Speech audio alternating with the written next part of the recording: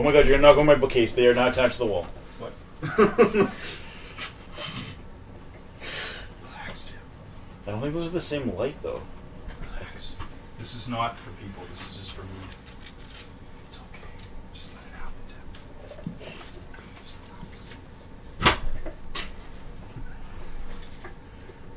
Is that what he regularly whispers to you? Just let it happen? Oh my god. That's on film. That's on film. Just let it happen. Again, I find this we're talking about this right before we talk about toxic masculinity. Fuck's sake. I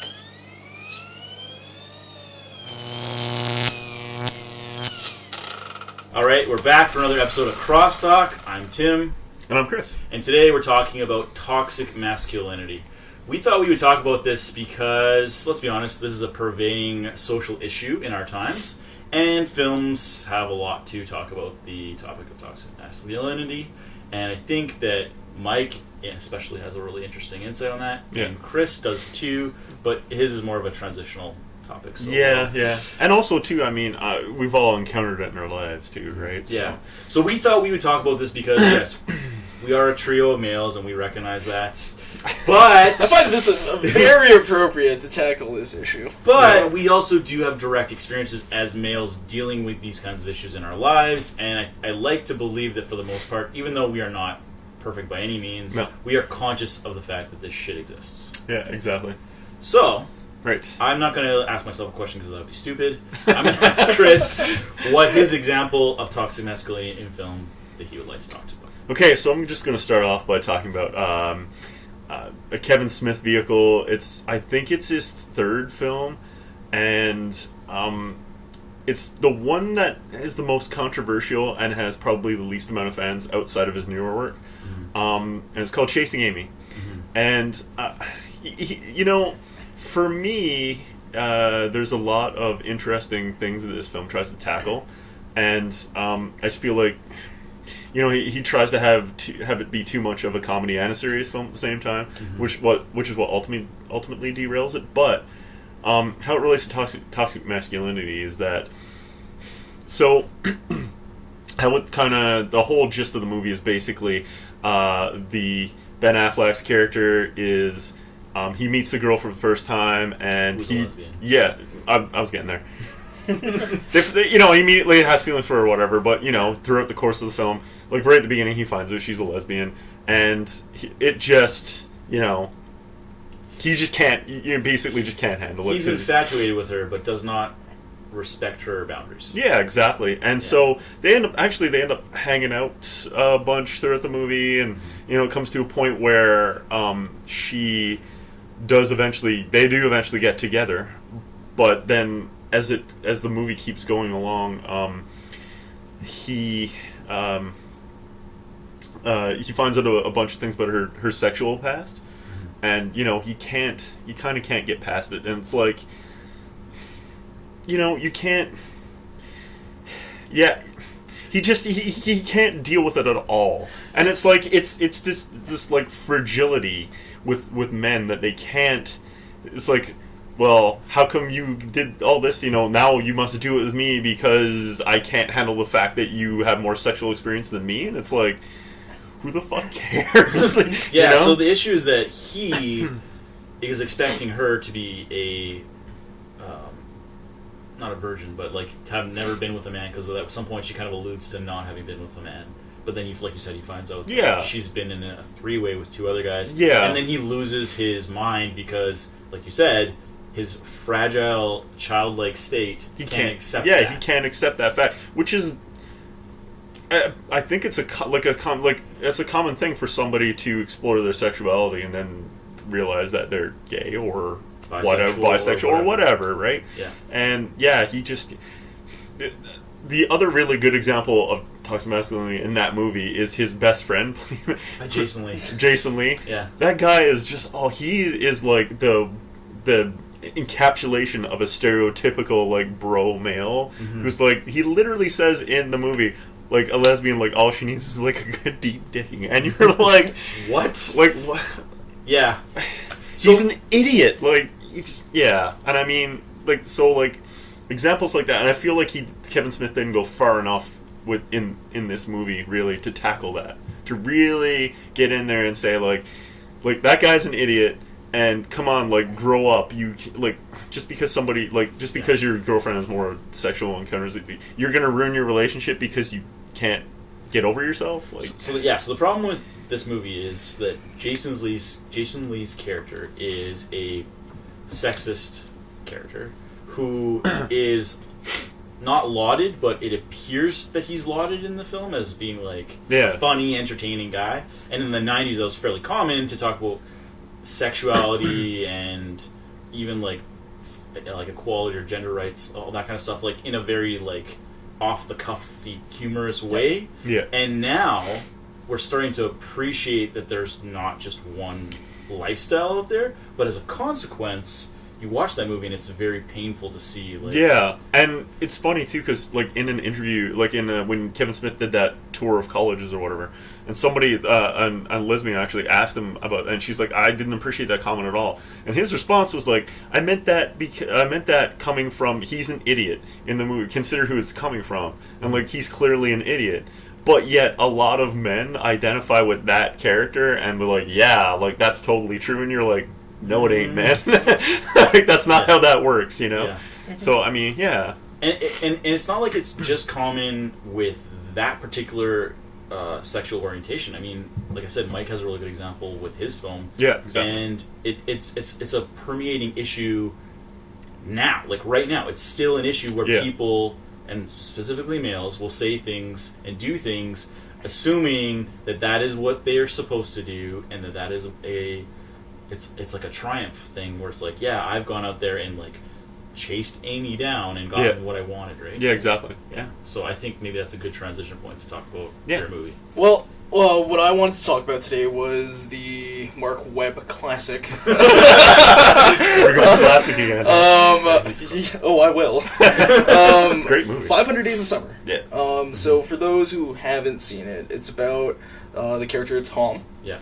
And who's wonderfully played by Joseph Gordon-Levitt, and he, the movie talks about his relationship in the 500 days he has spent, or not really spent, but like interacted with the love interest Summer, who's played by Zooey Deschanel in this movie. Yes. Who plays against type in this, and is really excellent. Yeah, like I think the whole movie is kind of centered around kind of subverting your expectations, because I think at the very beginning, they have the narrator say, like, if you're expecting a love story, this isn't it. It's amazing. It's amazing the way that they do it, too. Yeah. Like, there's all these little anecdotal moments where you're, like, hoping that the person watching the movie kind of steers towards Mark Webb's narrative. Yeah. But I think, like, you're going to allude to this, people can, like, very obviously miss the point. Literally. Yeah, because and when it came out, people did. Because it turned out to be, like, one of the biggest date movies of the summer. Like, I remember, like, when it came out, I think when I was dating this one girl, like, back in, like, 2009 or something like that. Yeah. That was, like, our date movie. And looking back at it, I'm going, oh my god, I should not have watched that movie. Because one of the cool things that this movie does is that it paints the character of Tom in such a sympathetic light. Yeah. That upon first viewing, like, I think, because, like, myself included, most audiences were completely fooled, and they were thinking that Tom was the victim in the very end, just because, spoiler alert, he doesn't end up with Summer, right? And a good chunk of the movie just shows him and how deteriorating, right? Yep, and really poorly handling the breakup and everything. And I think that what people took away from that was like, oh, you know what? He's just a guy that's just pining over him. You know what? We've all been there. Like, and I'll admit, like, that's kind of where part of the sympathy comes from. Is that a lot of us have all been in that position. But then when you think about it, you're like, that isn't exactly healthy behavior. No, it's not.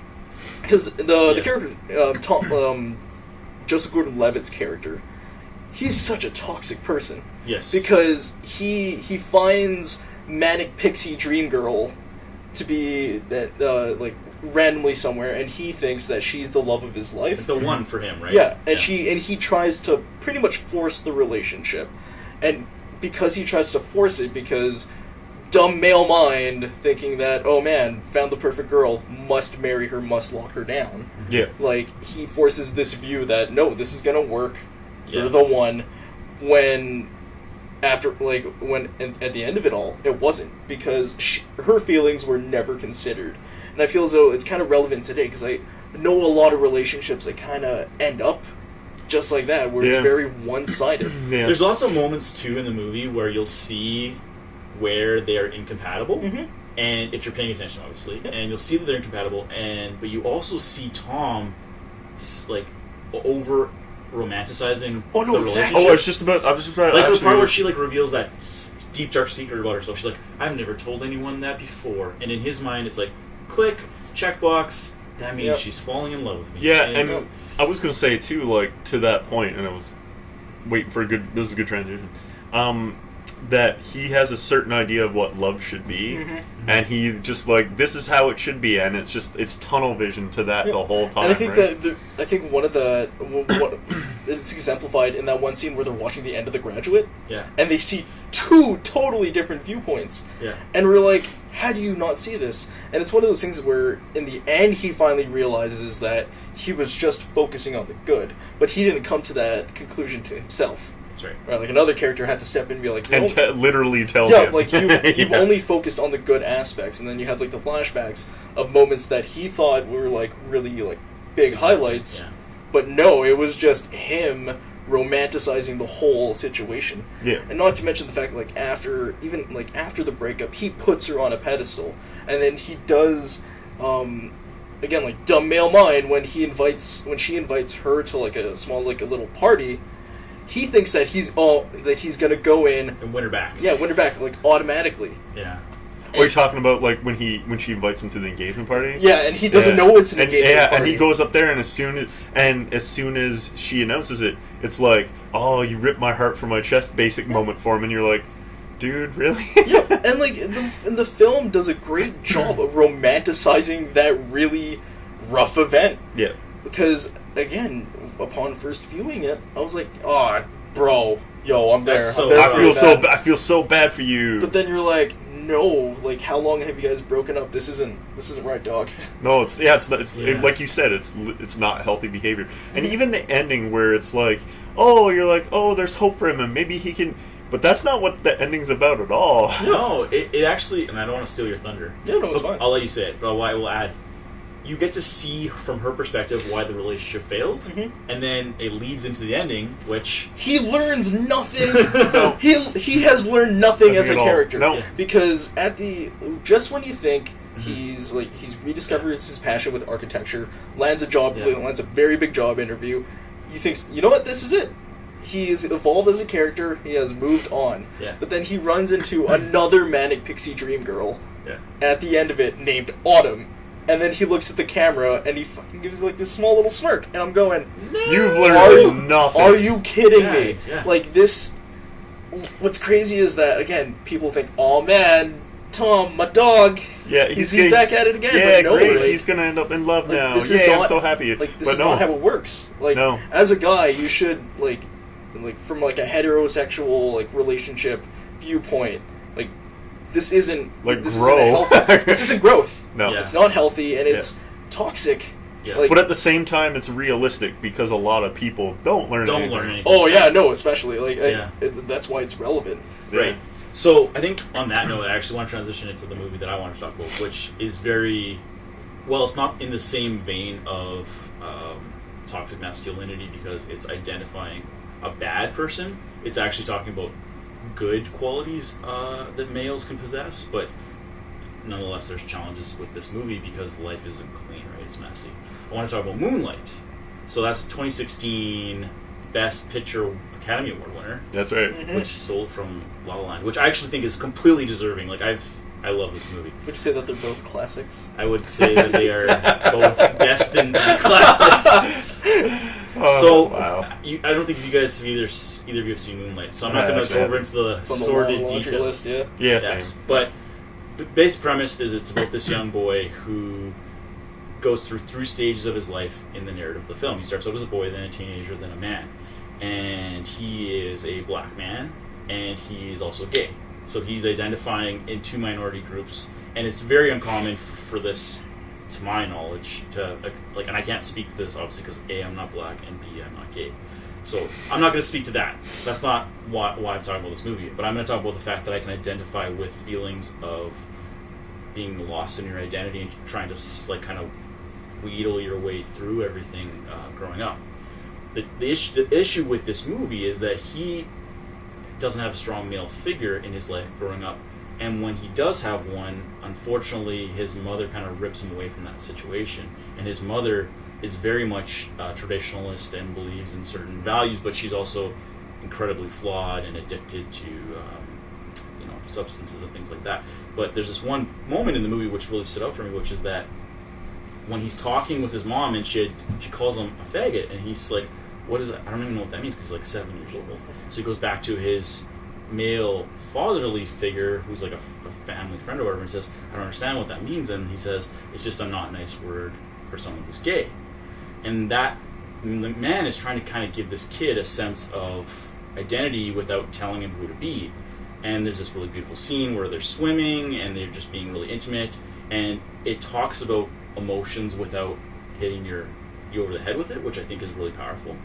And additionally, the sad thing about the movie is that as he grows up and becomes more of an adult, he actually loses his identity and is forced to fit into this weird stereotype as a drug dealer.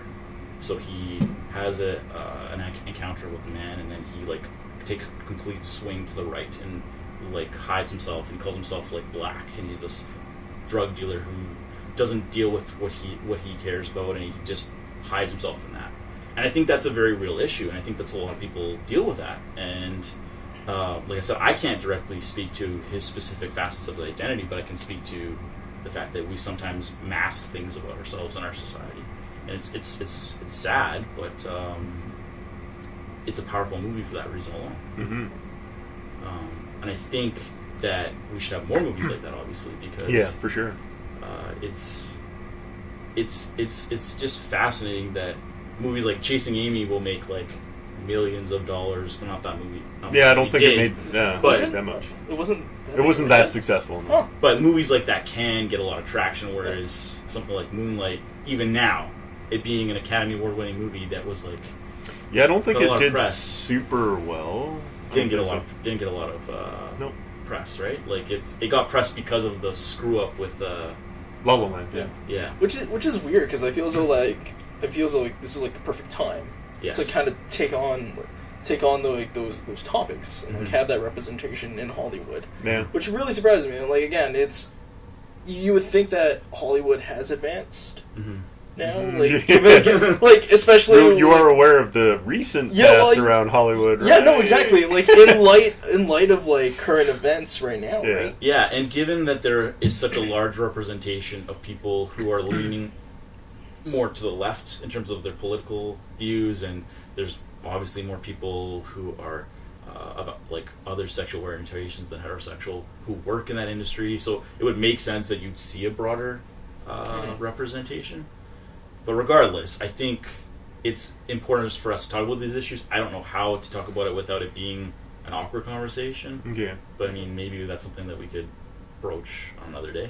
Yeah. Because this is obviously a very sobering. This is kind of atypical for us. This is a very sobering topic. Sure. But I don't know. I just think it's important. I agree. 100%. So I don't know. Do you think we covered it, Chris? Yeah, I think so. Yeah. So what do you think of our choices here? Chasing Amy and 500 Days of Summer and Moonlight. I think they're really good. What do you think? Please feel free. Comment below. Like and share the video, or even better, subscribe to the channel. Until next time, I'm Tim. And I'm Chris. And this is Crosstalk.